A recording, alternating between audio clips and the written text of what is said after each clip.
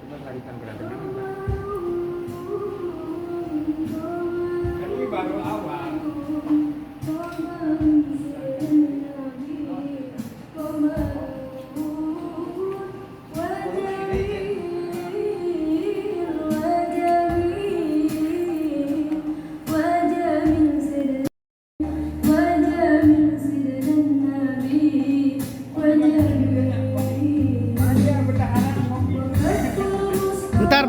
Bentar datang.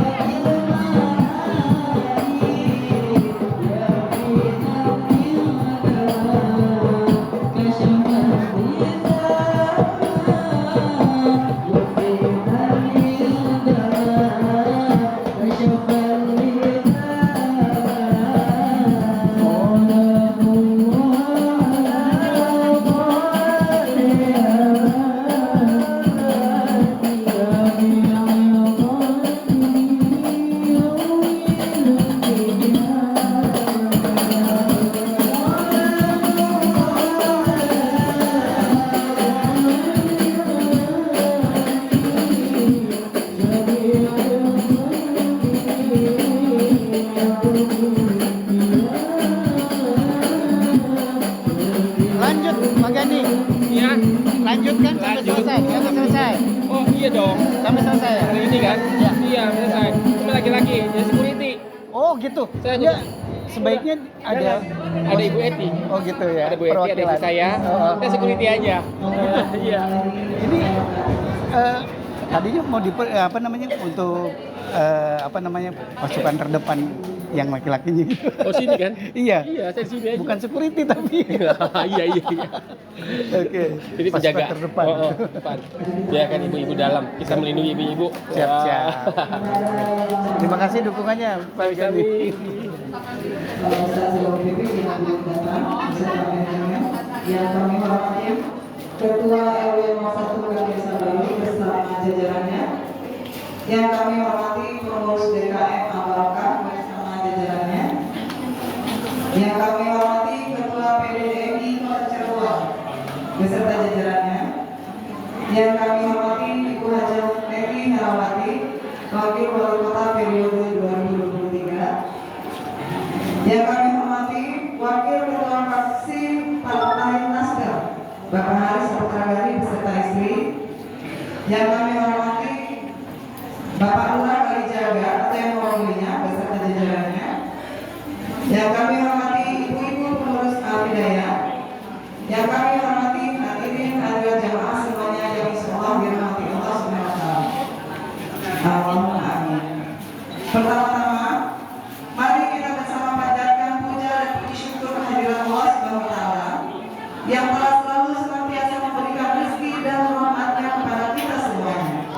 Mudah-mudahan setiap derap langkah kaki kita ke tempat yang baik ini bisa diberikan pahala dan menjadi penghapus dosa bagi kita semua. Allahumma amin. Tak lupa salawat serta salam senantiasa kita curahkan kepada junjungan kita Nabi karena Nabi Allah Muhammad Rasulullah SAW yang telah membawa kita dari zaman kegelapan menuju zaman yang terang benderang seperti sekarang ini. Juga tercurahkan kepada keluarganya, kerabatnya, para sahabatnya. Semoga kita semua mendapatkan syafaatnya di yaumil akhir kelak. Allahumma amin. Sebelumnya, izinkan kami menyampaikan susunan acara pada malam hari ini adalah sebagai berikut. 1. Pembukaan. 2. Pembacaan ayat suci Al-Quran. 3. Sambutan. 4. Memegang pesanan dari Ustazah Upi Pipik disertai pembacaan doa. Yang kelima adalah penutup. Untuk memanfaatkan waktu, mari kita mulai saja acara pada malam hari ini dengan bersama-sama membaca basmalah. Bismillahirrahmanirrahim. Bismillahirrahmanirrahim. Acara yang kedua adalah pembacaan ayat suci Al-Quran yang akan dibacakan oleh Adinda Halimah Maulabesi, membacakan surat Al-Imran ayat 159 hingga 161. Kepadanya dipersilakan. Sallu ala Nabi Muhammad. Allahumma shalli alaihi.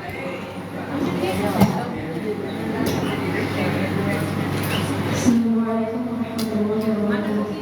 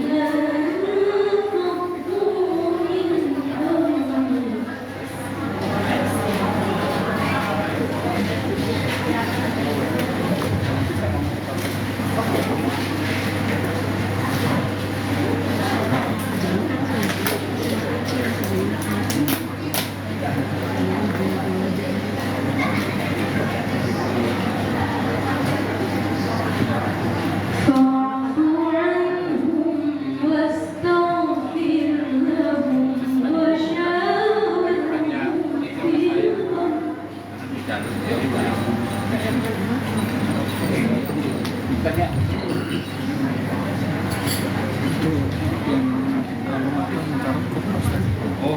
Rokok. Iya, yang Sekarang tak.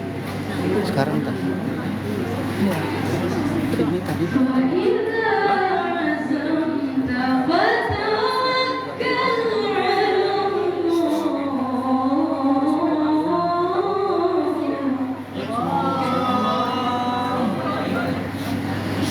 nanti dulu. Mas Hasan bilang satu aja berdua Mas Hasan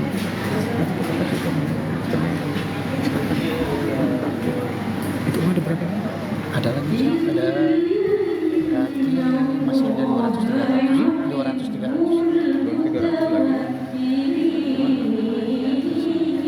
Kasih wartawan kasih kan kata itu 200 kasih 100 Berarti 100 gitu maksudnya. 100 buat saya. Ya kan ada dua. Oh, nggak tahu juga. Ada dua lagi perlu satu perempuan.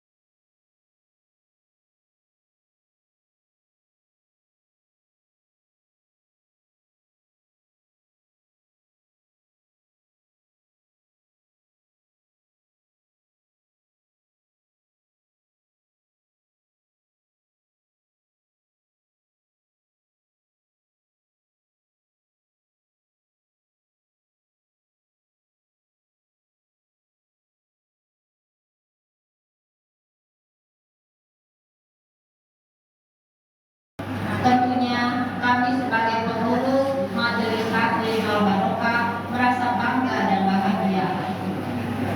Tempat kami didatangi oleh ibu-ibu semuanya, terlebih atas kehadiran Umi Pipi Dian Irawati yang selama ini hanya bisa kita lihat di layar televisi. Tentunya kehadiran ibu-ibu semua di tempat kami akan semakin memberikan semangat dan support kepada kami dalam rangka terus menggelorakan semangat ukhuwah Islamiyah. Hadirin yang kami hormati, marilah kehadiran Umi Pipi Dian Irawati kita sambut dengan penuh rasa syukur, karena kehadiran beliau tentunya akan semakin meningkatkan kualitas keimanan dan ketakwaan kita semua untuk terus memakmurkan masjid dengan berbagai aktivitas kegiatan majelis taklim. Tentunya kehadiran kita semua di tempat ini juga dalam rangka untuk membantu ikhtiar dan upaya Umi Pipi Dian Irawati dalam rangka pembangunan pondok pesantren yang telah digagas sebelumnya oleh almarhum Ustaz Jeffrey Al-Bukhari atau UJ. Oleh karenanya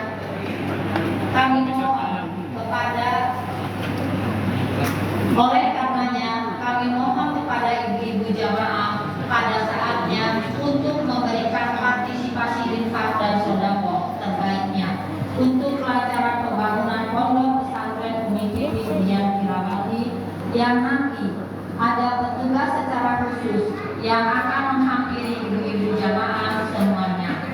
Demikian sambutan yang dapat kami sampaikan. Pada akhirnya kami sampaikan ucapan terima kasih kepada Ketua PJDMI Kota Cirebon yang telah memfasilitasi kehadiran Umi Pipi Dian Irawati di tempat kami.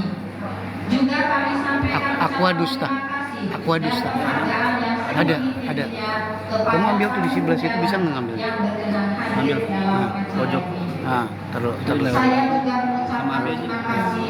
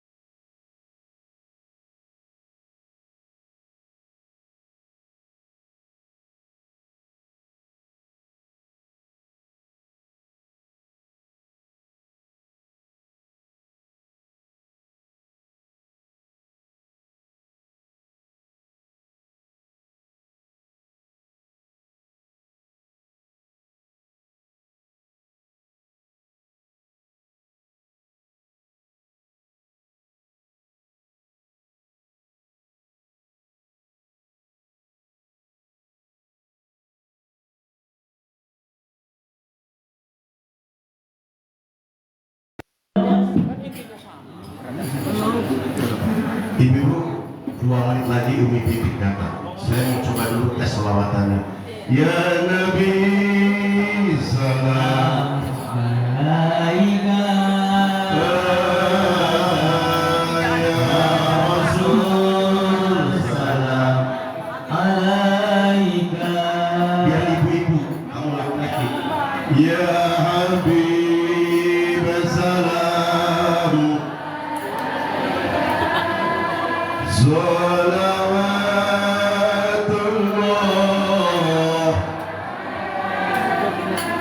Sebelum Umi Pipit datang, ini dipenuhi dulu ibu-ibu yang di sana, silakan di dalam Bu, di sini Bu.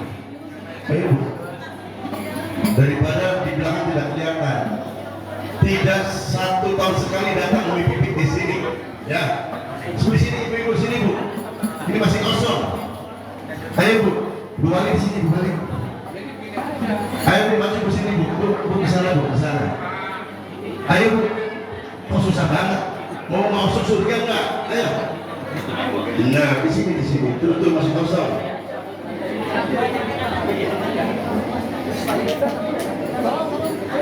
Ayo datang bibitnya yang cepetan. Disebut tolak.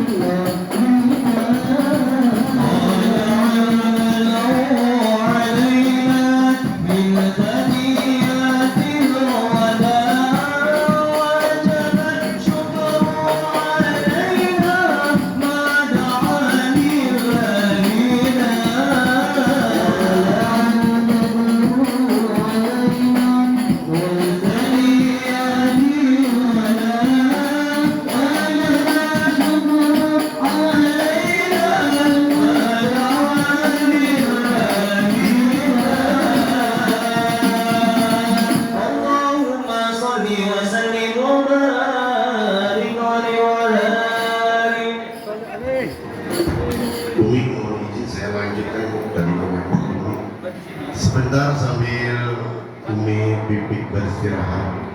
Selanjutnya Di sini ada. ibu HP-nya diselenkan pakai nada getar, jangan pakai nada bunyi.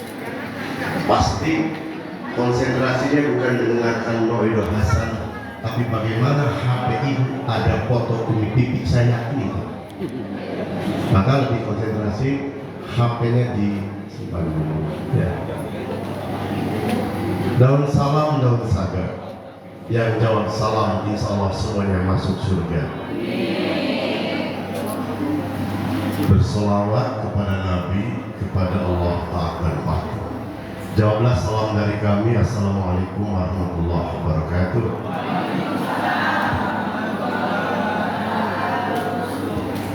Ikhlas ya Bu, dengarkan saya tidak lebih dari 5 menit sambil Umi Pipik istirahat. Tadi bareng saya baru sampai jam 7. Jadi sama-sama lelah, letih, lesu. Ya. Jadi berkesempatan Umi Pipik untuk duduk sebentar, istirahat sebentar. Insya Allah semuanya calon-calon penghuni surga dari Allah Subhanahu. Alhamdulillahirabbil alamin, wassalatu wassalamu ala asyrofil anbiya'i wal mursalin sayyidina wa maulana Muhammadin wa ala alihi wa sahbihi ajma'in, amma ba'd. Yang kami muliakan Ustazah Umi Pipik yang dirahmati, yang sudah hadir di tengah-tengah kita. Ini merupakan titik yang kelima Umi Pipik beserta Dewan Masjid Indonesia Kota Cirebon hadir di Kota Cirebon sejak Sabtu kemarin siang. Yang kami hormati Ibu Wakil Wali Kota Cirebon, Umi, ada Ibu Wakil Wali Kota Cirebon, Bunda Haja Eki Herawati, baru lengser kemarin 2018-2023, dan sempat mencicipi Wali Kota Cirebon tidak lebih dari 1 bulan. Alhamdulillah, Wali Kota Cirebon Bunda Haja Eki, mudah-mudahan cita-citanya, tujuannya nanti tahun ini terkabul oleh Allah Subhanahu wa Ta'ala. Bapak Ketua DKM Pak Bek beserta jajaran, Ibu Sri Rahayu Ketua Majelis Taklim Al Barokah, mudah-mudahan hadir sini mendapatkan berkah dari Allah sebagaimana nama masjidnya. Dan ibu-ibu yang saya cintai, saya banggakan, ini orang tua saya semua, ibu-ibu semua, dan ibu-ibu ini masuk kategori penggemarnya Luna Maya semua ini. Luna Maya, lanjut usia namun masih berkarya, itulah Luna Maya. Ya. Luna Maya semua kan tidak ada remaja kalau ada kegiatan seperti ini. Alhamdulillah, atas izin Allah Subhanahu wa Ta'ala, kami Dewan Masjid Indonesia melalui bidang potensi pembinaan muslimah dan pembinaan keluarga bisa hadir bersama Umi Pipik 3 hari, Sabtu, Ahad, dan besok. Sabtu kemarin kita di Berita Takwa pada dulu pada asar di Lobuta. Minggu pagi tadi jam 8 di Masjid Al-Fiqroh, kemudian di Masjid Raya Takwa, dan malam ini di Masjid Al-Barokah. Besok Senin insya Allah dari Subul Salam di Permata Ajamukti. Kemudian terakhir kita tutup rangkaian safari dakwah Umi Pipik di Cirebon di Masjid Al-Kausar bersama Forkombina Kota Cirebon, Ibu PKK, Dharmawangsa, dan semua Majelis Taklim se-Kota Cirebon. Alhamdulillah kita bisa menghadirkan Umi Pipik yang dirawati, yang setiap hari mungkin ibu bisa lihat di layar televisi, hadir saat ini di Masjid Al-Barokah.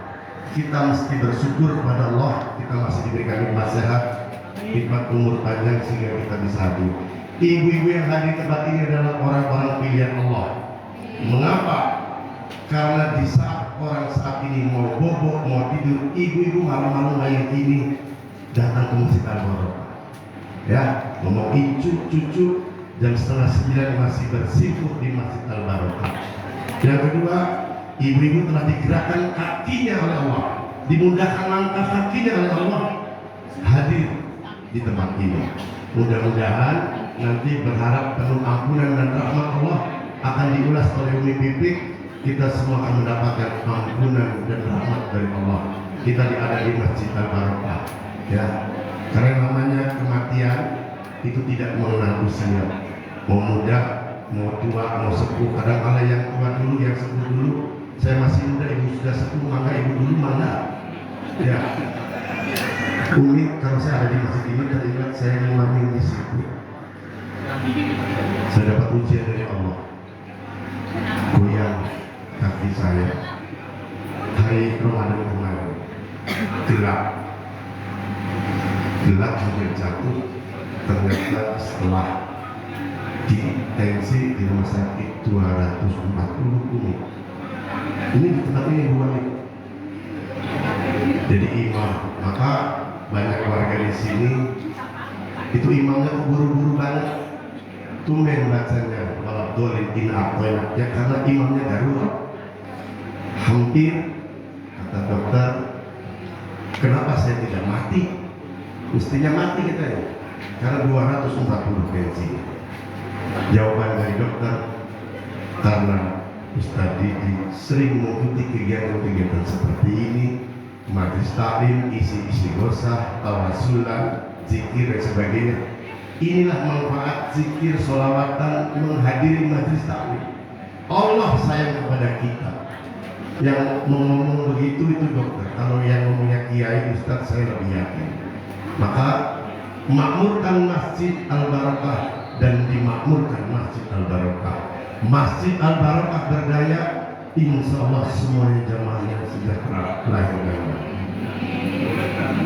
Dewan Masjid Indonesia beranggotakan masjid dan musola. Ibu-ibu termasuk di dalamnya adalah anggota DMI. Kenapa? Ada di DMI itu namanya Badan Koordinasi Majelis Taklim Masjid. Ketua umumnya adalah Pak Jika. Ya, saya kebetulan diberi amanah sebagai Ketua Dewan Masjid Indonesia Kota Cirebon dan juga Wakil Sekretaris di DMI Provinsi Jawa Barat. Insya Allah kehadiran Umi Pipik bukan hanya saat ini. Mari kita siapkan infak terbaik ibu-ibu semua. Keluarkan yang ada di dompet ibu-ibu untuk membantu Umi Pipik melaksanakan wasiat dari almarhum Zefri Al-Bukhari dalam rangka pembangunan rumah tahfidz Al-Quran untuk anak-anak yatim piatu, pembangunan pondok pesantren. Insya Allah 10.000, 50.000 akan menghantarkan ibu-ibu semua ke surganya Allah Subhanahu wa Ta'ala. Niatnya hari ini saya infak bukan buat Umi. Hari ini malam ini saya infak untuk sedekah jariah saya. Insya Allah dengan berkah 50.000 saya bisa naik haji. Saya bisa lunas hutangnya. Begitu sambil niatkan selain untuk membantu pondok pesantren Umi Pipik. Ya, itu saja barangkali yang dapat kami sampaikan. Mudah-mudahan kehadiran kita semua akan menjadi spirit semangat ibu-ibu semua akan terus melaksanakan kegiatan majelis taklim ini. Itu saja.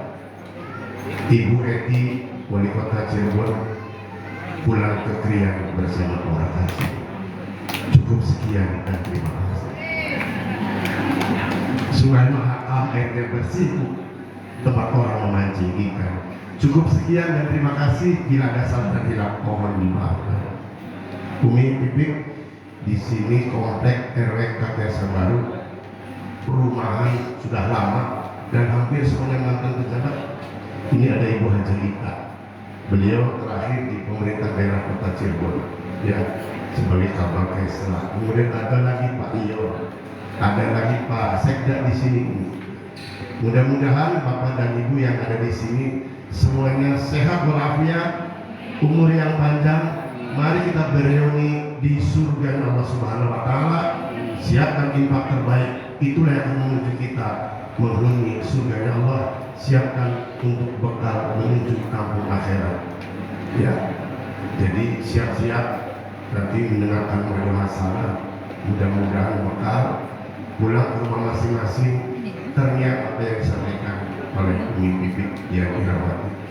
Itu saja dapat kami sampaikan. Terima kasih. Kuat sampai jam berapa? Sampai jam 12 malam, tergantung kekuatan Umi Pipik ya. Kita yang mendengarkan sih kuat-kuat saja insya Allah.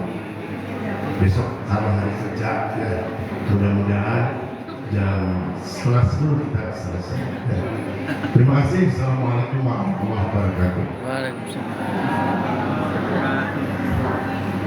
Terima kasih kepada Bapak Ketua dari Majelis Ulama, Bapak Haji Didi Sumardi. Masya Allah, la haula wa la quwwata illa billahil aliyyil azim. Subhanallahi 'adada ma khalaqa fis sama', subhanallahi 'adada ma khalaqa fil ardh, subhanallahi 'adada ma baina dzalik, subhanallahi 'adada ma huwa khaliq, alhamdulillahi 'adada ma khalaqa fis sama', alhamdulillahi 'adada ma khalaqa fil ardh, alhamdulillahi 'adada ma baina dzalik, alhamdulillahi 'adada ma huwa khaliq, la ilaha illallah 'adada ma khalaqa fis sama', la ilaha illallah 'adada ma khalaqa fil ardh, la ilaha illallah 'adada ma baina dzalik, la ilaha illallah 'adada ma huwa khaliq. Allahu akbar 'adada ma khalaqa fis sama', Allahu akbar 'adada ma khalaqa fil ardh, Allahu akbar 'adada ma baina dzalik, Allahu akbar 'adada ma huwa khaliq. La haula wa la quwwata illa billahil aliyyil azim. 'Adada ma khalaqa fis sama', la haula wa la quwwata illa billahil aliyyil azim. 'Adada ma khalaqa fil ardh, la haula wa la quwwata illa billahil aliyyil azim.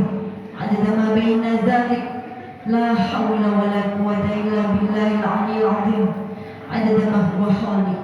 La ilaha illallah wahdahu la syarika lah, lahul mulku wa lahul hamdu, yuhyi wa yumiitu wa huwa 'ala kulli shay'in qadir. 'Adada kulli dhara'il faqr. Subhana malikil quddus, subhana malikil quddus, subhana zil mulki wal jabarut, subhana zil mulki wal jabarut, subhana zil izzati wal 'azamati wal qudratihi wal haibatihi wal a'laihi wal jabarut wal jalali wal jamali wa la yamutu wa la yafutu abadan. Subuhun qudusun rabbuna wa rabbul malaikati wa ruh, subhanallah, alhamdulillah, wa la ilaha illallah, Allahu akbar, la haula wa la quwwata illa billahil aliyyil azim. Alhamdulillah, alhamdulillahi rabbil alamin, wa bihi nasta'in ala umuri dunya waddin, wassalatu wassalamu ala asrafil anbiya'i wal mursalin sayyidina wa maulana Muhammadin wa ala alihi wa sahbihi ajma'in. Rabbi israh li sadri wa yassir li amri wa hlul 'uqdatam min lisani yafqahu qawli. Amma ba'd. Alhamdulillahilladzi tatimmu salihan. Alhamdulillah. Segala rasa syukur kita panjatkan kepada Allah Subhanahu wa taala yang memberikan hidayah yang kita yang memberikan hidayah iman. Dengan hidayah iman ini kita sama-sama hadir di sini. Bukan karena saya, tapi Allah yang menghadirkan karena kita ada iman. Kita semua dengan keimanan kita masing-masing, yang kadang iman ini naik, yang kadang iman ini turun. Maka dengan kekuatan iman ini kita hadir di majelis semata-mata kita berharap maghfirah dan berharap rahmat dari Allah Subhanahu wa taala. Yang saya hormati, yang mungkin tidak saya sebutkan namanya satu persatu, para aparatur pemerintah, para asatizah, para kiai, para ulama, para alim ulama, DKM masjid, dewan masjid, semuanya mata Allah fitri hayatnya semua. Semuanya aman. Dan Allah angkat derajat kita di dunia. Ada pengamannya. Kita di akhirat insyaallah. Shalawat dan salam buat lupa kita haturkan kepada baginda Nabi Muhammad sallallahu alaihi wasallam. Semoga kita kelak dengan syafaat, dengan sholawat ini mendapatkan syafaat di yaumil qiyamah nanti. Insyaallah. Tadi udah sholawat, insyaallah. Ibu-ibu yang dirahmati oleh Allah, 2 hari yang lalu kita semua memperingati hari wafatnya beliau, manusia yang mulia, manusia yang mempunyai cinta untuk kita, dan cintanya gak hanya sekedar di dunia, tapi cintanya dibawa sampai yaumil qiyamah. Itu cintanya baginda Nabi Muhammad kepada kita. Ketika nanti di yaumil mahsyar, Pak, di yaumil mahsyar itu nanti semua dikumpulkan jadi satu dalam keadaan telanjang satu sama lain. Bahkan Ummu Aisyah radhiyallahu anhu, istri beliau bertanya, "Ya Rasulullah, apakah mereka nanti tidak malu satu sama lain saling telanjang?" Maka Rasul mengatakan, nanti di yaumil mahsyar rasa malu sudah tidak ada. Semua udah nafsi-nafsi, semua yang punya rasa takut, memohon pertolongan Allah, memohon syafaat Nabi. Nanti dulu di yaumil mahsyar, nafsi-nafsi kita Bu udah gak kenal satu sama lain. Suami udah gak nyariin istrinya nanti di yaumil mahsyar. Istri gak nyari suaminya, anak gak nyari orang tuanya, orang tua gak nyari anaknya. Keadaannya saling injak satu sama lain. Karena sejengkal matahari yang ada di atas kepala kita terus, berarti keringat itu bercucuran saking panasnya. Bahkan terus keringat mengalir naik ke atas, menenggelamkan tubuh kita. Makanya saling injak satu sama lain supaya tidak tenggelam. Bahkan ketika ada wanita hamil melahirkan di situ, anak yang baru dilahirkan dia jadikan pijakan kakinya, Pak. Saking gak kepengen selamat, gak kepengen tenggelam, pengen selamat. Kalau enggak, Abi nontonin aja, nontonin. Semua nabi datang ya Rabbi, dari live streamingnya Umi Pipit. Tapi baginda Nabi Muhammad ketika melihat itu, beliau sujud di hadapan Allah. Tinggal cari aja pasti ada kok. Dan Allah meminta baginda Nabi ini bangun dari sujudnya. Apa yang beliau minta Allah kabulkan. Ketika itu beliau memohon, "Ya Allah, ampuni dosa umatku. Segini bagus. Mereka kepanasan, mereka kehausan, izinkan aku untuk memberikan minum umatku di telaga Kausar. Jangan di zoom. Izinkan aku untuk menyelamatkan umatku." Itu yang dipenginin Rasul. Pengen kita nih umatnya selamat. Rasul pengen umatnya beriman dan masuk surga, itu yang dipenginin. Bahkan ketika beliau mendengar dari malaikat Jibril bahwa malaikat Jibril mengatakan, "Ya Rasulullah, hari ini Allah mengobarkan api neraka. Semua malaikat takut. Maka aku mendatangimu, wahai kekasih Allah, memohon kepadamu, karena engkau manusia yang dicintai oleh Allah. Aku bertabaruk kepadamu supaya engkau bisa memohon kepada Allah." Ya Jibril ceritakan kepadaku bagaimana keadaan neraka saat itu. Neraka itu terdiri dari 7 lubang. Satu lubang dengan lubang lainnya jaraknya 70 tahun lamanya. Lubang pertama untuk orang-orang munafik. Orang munafik lupa. Apa ciri orang munafik? Loh, Pak, ciri munafik apa? Jika berkata bohong, dusta. Jika berjanji mengingkari. Jika dipercaya berkhianat. Ini ciri orang munafik. Tingkatan lubang pertama untuk orang munafik. Neraka kedua untuk orang Yahudi. Neraka ketiga untuk para penyembah matahari. Neraka keempat untuk penyembah hewan, binatang. Neraka kelima untuk orang kafir. Neraka keenam untuk para penyembah berhala, para patung-patung yang mereka sembah. Lalu malaikat Jibril berhenti untuk meneruskan. Rasul bertanya, "Ya Jibril, kenapa engkau tidak teruskan untuk siapa neraka ketujuh itu, Jibril?" "Ya Rasulullah, maafkan aku. Aku harus mengatakan ini. Neraka ketujuh Allah ciptakan untuk umatmu yang melakukan dosa tapi tidak bertobat kepada Allah." Ketika itu Rasul begitu mendengar langsung pingsan, Bu. Pingsan. Lalu malaikat Jibril mengangkat tubuh Rasulullah meletakkan di pangkuannya. Tak lama Rasul tersadar dari pingsannya dan menangis, bertanya lagi, memastikan lagi kepada malaikat Jibril, ya Jibril,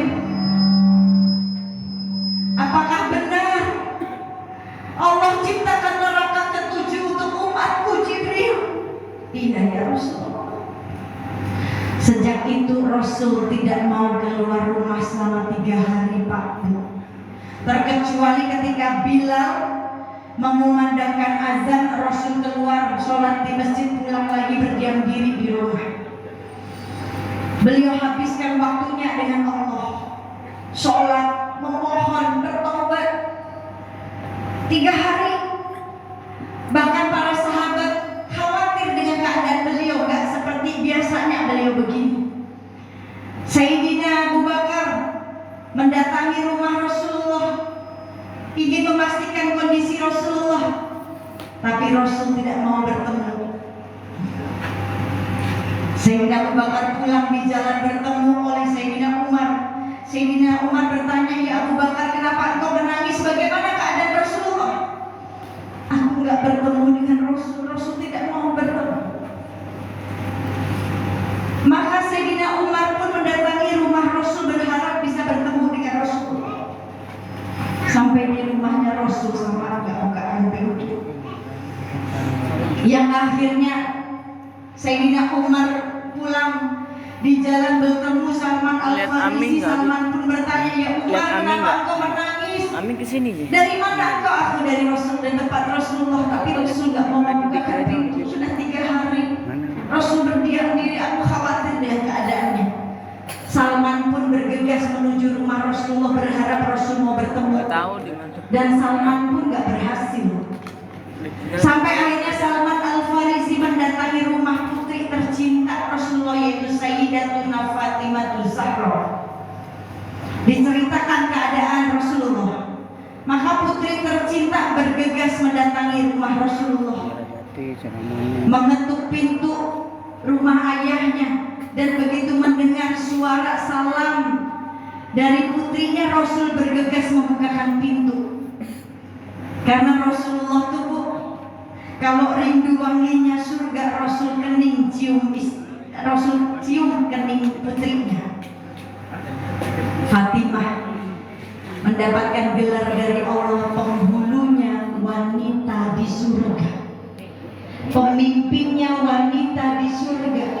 Yang memimpin kita nanti nih di surga para perempuan, Sayyidatuna Fatimah. Fatimah diberikan gelar pemimpin perempuan nanti di surga. Rugi kalau kita nih gak ada satu barisan dengan benderanya Sayyidatuna Fatimah. Karena ketika melewati jembatan Siratul Mustaqim, hanya Sayyidatuna Fatimah yang selamat melewati sirat ini, dipersilahkan oleh Allah.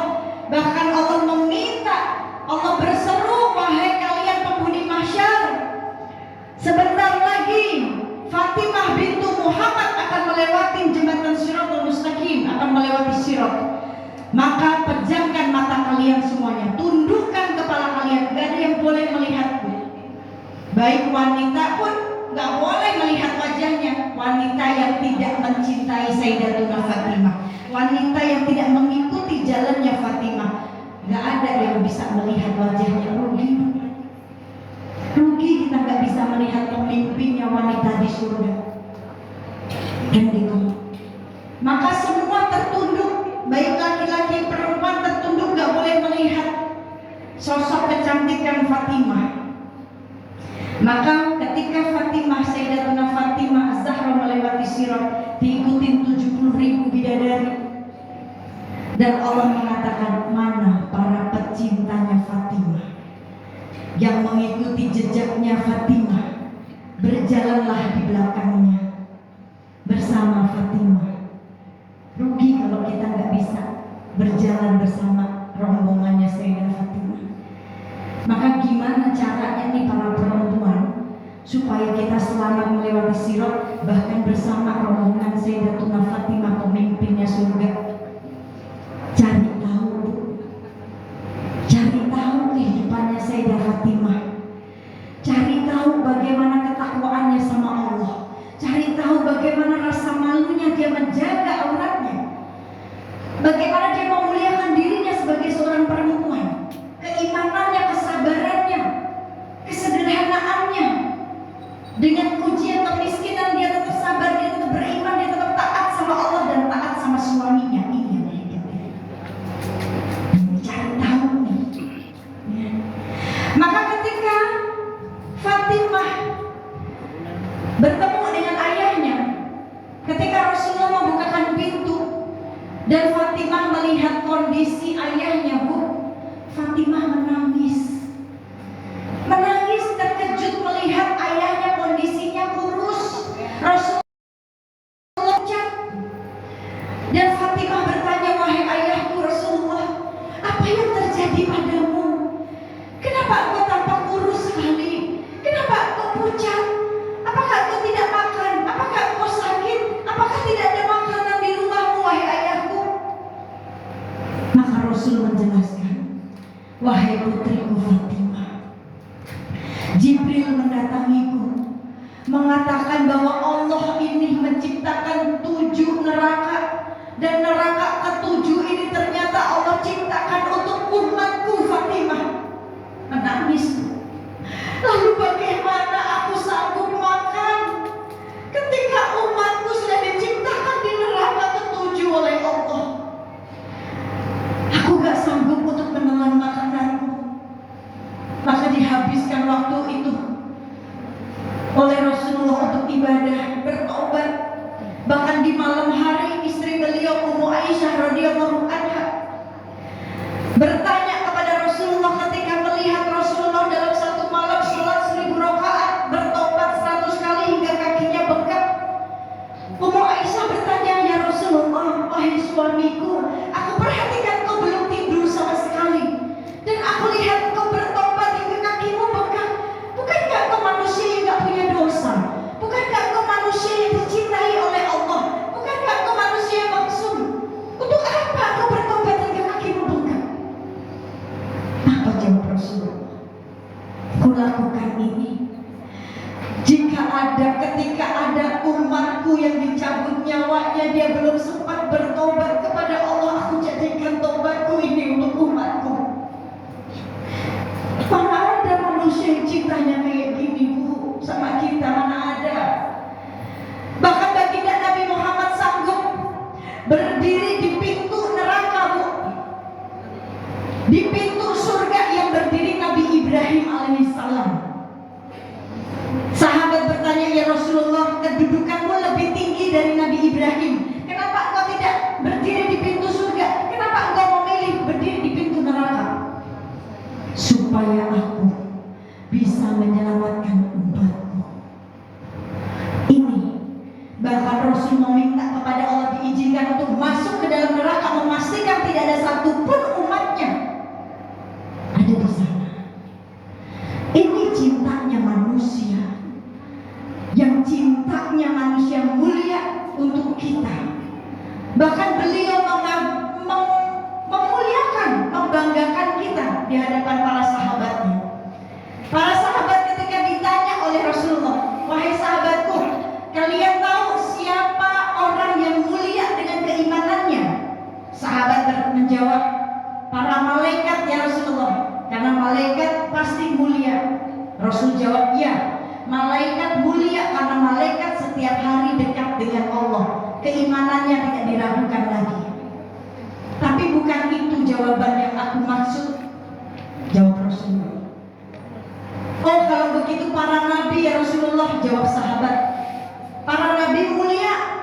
Ya, jawab Rasul. Para nabi mulia pasti, karena mendapatkan petunjuk dari Allah, keimanannya nggak diragukan lagi. Tapi bukan itu jawabannya yang ku maksud. Sahabat menjawab lagi, kami ya Rasulullah para sahabatmu.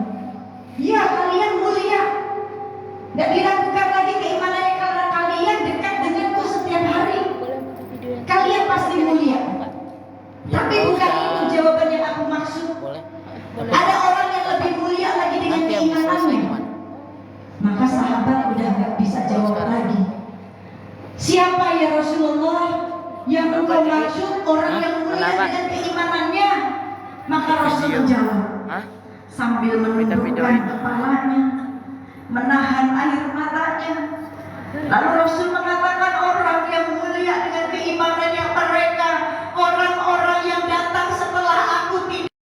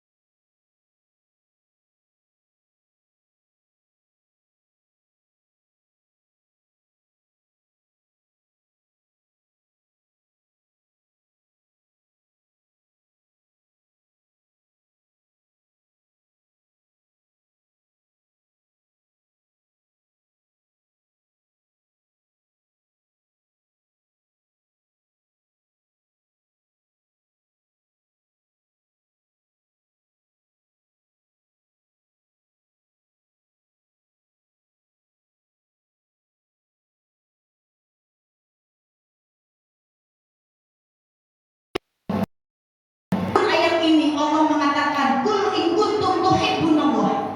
Katakan ya Muhammad, jikalau mereka benar-benar mencintaiku, Mau gantiannya. fattabi'uni yuhibbukumullah.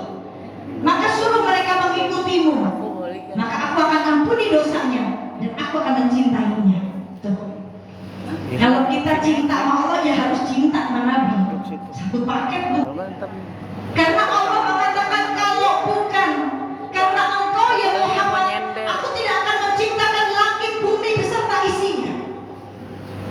Allah aja cinta banget tuh. Allah aja cinta banget sama baginda Nabi.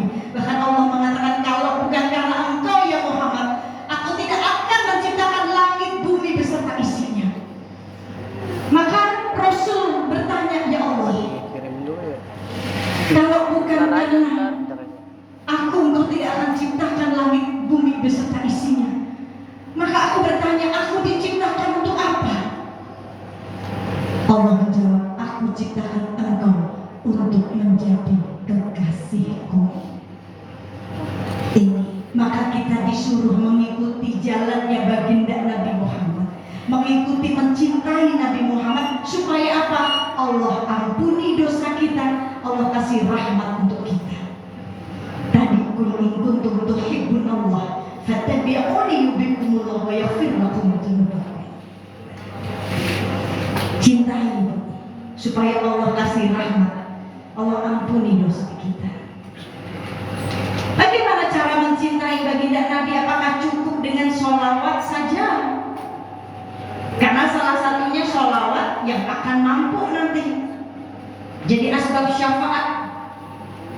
Tapi bagaimana cara mencintai? Bawa Nabi ke rumah, Bu. Pak, bawa Nabi ke rumah. Gimana caranya Umi bawa Nabi ke rumah? Kan Nabi yang di Madinah tuh, makamnya di Madinah. Gimana caranya bawa Nabi ke rumah? Caranya nih, Nih khusus ibu-ibu sama bapak-bapak yang punya anak, yang dekat sama anak-anak, pengen bantu Nabi, pengen nyenengin hatinya Nabi, pengen Nabi bangga sama kita. Apa yang Nabi kerjain di rumah. Gampang banget Bu, pengen dapat pahala tuh gampang banget. Di rumah kerjain apa yang Nabi kerjain, yang hari-hari kita lakuin dulu. Dari mulai bangun tidur sampai ke kamar mandi bawa Nabi. Maksudnya gimana sih Umi? Saya nggak ngerti, ke kamar mandi harus bawa Nabi, kan nggak boleh. Ya emang nggak boleh. Tapi apa yang Nabi kerjain di kamar mandi, adab-adabnya kerjain juga sama kita. Sampaiin ke anak-anak, jalankan buat diri kita. Nabi masuk kamar mandi pakai kaki kiri, jangan salah. Ajarin diri kita. Oh, kalau saya pengen disenengin Nabi, pengen dicintai Nabi, Nabi bangga sama saya sama anak-anak saya harus ajarkan ini ke anak saya, ke diri saya. Masuk kamar mandi pakai kaki kiri. Itu yang dikerjain Nabi. Di kamar mandi gak usah bawa handphone. Ngapain bawa handphone kamar mandi, kecemplung aja di WC nyahok. Ya Bu ya. Gak usah nyanyi-nyanyi di kamar mandi, gak usah setel musik di kamar mandi. Orang kamar mandi tempatnya setan. Gitu. Adabnya dipakai. Kalau ada yang ngajakin ngomong dari luar kamar mandi, udah gak usah dijawab. Gitu. Ya. Keluar kamar mandi Nabi pakai kaki kanan. Ajarin diri kita, lakuin, ajarin ke anak-anak. Itu udah cara bantu dakwahnya Nabi di dalam rumah. Supaya dicintai sama Nabi, Nabi senyum, Nabi bangga. Nabi makan dan minum diajarin sama Nabi pakai tangan kanan, jangan pakai tangan kiri. Mau minum juga jangan pakai tangan kiri, apalagi sambil berdiri gak dicontohin sama Nabi. Kerjain. Nabi gak tercontohkan makan minum harus pakai tangan kiri, enggak. Itu cara makan dan minumnya setan. Kerjain ke kita. Makan minum pakai tangan kanan. Ini kalau ibu-ibu lagi diajak sama keluarga makan steak di luar misalkan, tahu steak kan Bu? Daging steak tahu ya? Mana makan Bu? Kalau kita diajak ke warung, ke restoran yang disuguhin makanan steak daging, kan pasti disuguhinnya pisau sama garpu ya Bu ya? Betul nggak? Pisaunya ada di sebelah kanan, kirinya garpu. Yang sering saya lihat, banyak ibu-ibu umat Islam makan steaknya pakai tangan kiri, karena tangan kirinya garpu sediainnya. Nggak mungkin makan steak pakai tangan kanan karena pisau. Nggak gitu juga Bu. Gimana caranya? Potongin dagingnya nih pakai pisaunya, potongin pakai tangan kanan. Kalau udah dipotong-potong baru pisaunya taruh, ambil garpunya, makan pakai tangan kanan. Selesai. Masih nikmat steaknya. Kita makan diajarkan dengan cara Islam yang dicontohkan oleh Rasul. Itu. Mau tidur, sebelum tidur wudu, ngebersihin diri kita Bu. Masuk mulut nih air. Ya Allah, ampuni ya Allah dosa lisan saya, dosa mulut saya. Kalau saya hari ini ada gibahin orang, kalau hari ini ada fitnah orang, kalau hari ini ada caci maki orang, ampuni ya Allah. Basuh muka, ya Allah, semoga wajah ini kelak bercahaya karena dengan wudhu ini. Basuh tangan, ya Allah, ampuni jika tangan ini ambil hak orang, ambil harta anak yatim. Basuh kaki, ya Allah, ampuni jika kaki ini 24 jam tadi dibuat jalan ke tempat maksiat. Ampun. Setelah itu sholat, mau sholat taubat monggo, lebih bagus. 24 jam apa aja tadi maksiat yang saya kerjakan, dosa apa yang saya lakukan, tobat. Doain orang-orang yang kita sayang, yang benci sekalipun doain dengan doa baik. Ya, setelah itu baru tuh istighfar, doa, tidur. Ya, sebelum tidur